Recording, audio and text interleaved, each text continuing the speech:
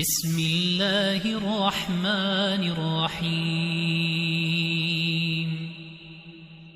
تبارك الذي بيده الملك وهو على كل شيء قدير الذي خلق الموت والحياة ليبلوكم أيكم أحسن عملا وهو العزيز الغفور الذي خلق 7 سماوات طباقا ما ترى في خلق الرحمن من تفاوت فارجع البصر هل ترى من فطور ثم ارجع البصر كرتين ينقلب إليك البصر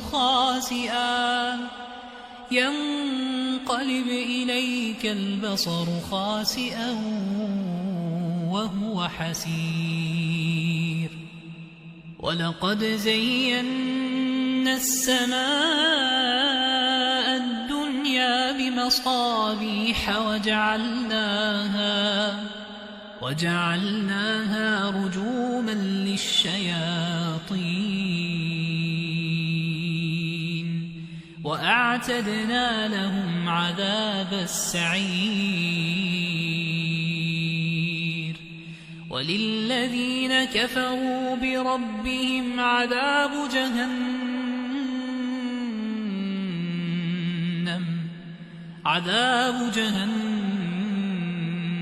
وبئس المصير إذا ألقوا فيها سمعوا لها شهيقا وهي تفور تكاد تميز من الغيظ كلما ألقي فيها فوج سألهم خزنتها ألم يأتكم نذير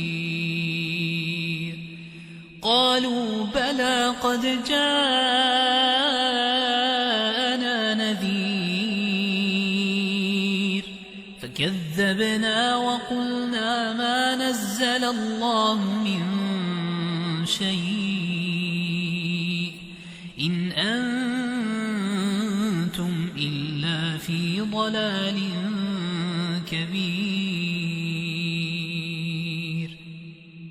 وقالوا لو كنا نسمع أو نعقل ما كنا في أصحاب السعير فاعترفوا بذنبهم فسحقا لأصحاب السعير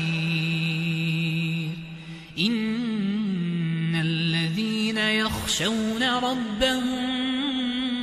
بالغيب لهم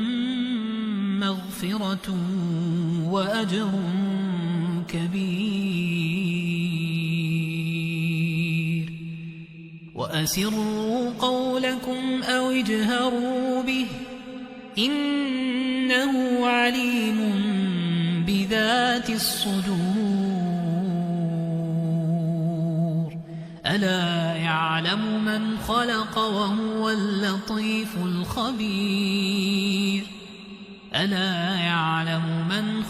وهو اللطيف الخبير هو الذي جعل لكم الأرض ذلولا فامشوا في مناكبها وكلوا من رزقه وإليه النشور أأمنتم من في السماء أن يخسف بكم الأرض فإذا هي تمور أم أمنتم من في السماء أن يرسل عليكم حاصبا فستعلمون كيف نذير ولقد كذب الذين من قبلهم فكيف كان نكير أولم يروا إلى الطير فوقهم صافات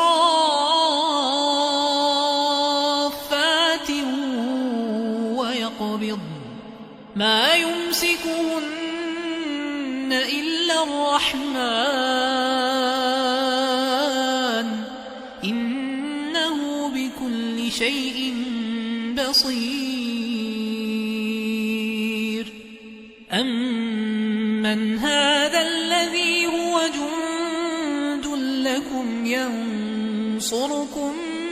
من دون الرحمن إن الكافرون إلا في غرور أمن هذا الذي يرزقكم إن أمسك رزقه بل لجوا في عتو ونفور أفمن يمشي مكبا على وجهه أهدى أمن يمشي سويا على صراط مستقيم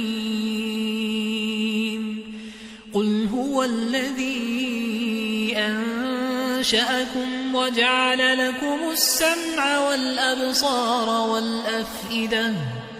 قليلا ما تشكرون قل هو الذي ذرأكم في الأرض وإليه تحشرون ويقولون متى هذا الوعد إن كنتم صادقين قل إنما العلم عند الله وإنما أنا نذير مبين فلما رأوه زلفة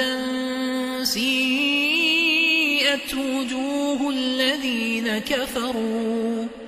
وقيل هذا الذي كنتم به تدعون قل أرأيتم إن أهلكني الله ومن معي أو رحمنا فمن يجير الكافرين من عذاب أليم